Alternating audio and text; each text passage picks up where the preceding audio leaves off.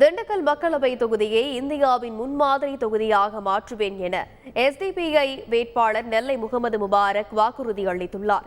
திண்டுக்கல் மக்களவை தொகுதியில் அதிமுக கூட்டணி சார்பில் போட்டியிடும் நெல்லை முபாரக் நிலக்கோட்டை சட்டமன்ற தொகுதிக்கு உட்பட்ட பல்வேறு பகுதிகளில் தீவிர பிரச்சாரம் மேற்கொண்டார். அப்போது அதிமுக முன்னாள் அமைச்சர் திண்டுக்கல் சீனிவாசன், நத்து விஸ்வநாதன் ஆகியோரும் முபாரக்கிற்கு ஆதரவாக வாக்கு சேகரிப்பில் ஈடுபட்டனர். பிரச்சாரத்தில் பேசிய முபாரக், தான் வெற்றி பெற்றால் நாடாளுமன்றத்தில் திண்டுக்கல் மக்களின் குரலாக ஒலிப்பேன் என உறுதியளித்தார். திண்டுக்கல் பாராளுமன்ற தொகுதியை பொறுத்தவரை 17 லட்சம் பேரிலிருந்து ஒருவரை தேர்ந்தெடுக்கப் போகிறார்கள் என்று சொன்னால், அந்த 17 லட்சம் பேருக்கான குரலாக ஒலிப்பதற்கு ஒருவர் வேண்டும். அவர் இந்த மக்களுடைய பிரச்சனைகளை உணர்ந்து கொண்டவராக இருக்க வேண்டும். உணர்ந்து கொண்டவராக இருந்தால் மட்டும் போதாது, அதை தைரியத்தோடு நாடாளுமன்றத்தில் எடுத்து சொல்லுபவராக இருக்க வேண்டும். நாடாளுமன்றத்தில் எடுத்து சொல்பவராக இருந்தால் மட்டும் போதாது, எப்படியாவது அந்த திட்டங்களை பேசி இங்கே இந்த தொகுதிக்கு கொண்டு வரக்கூடியவராக இருக்க வேண்டும்.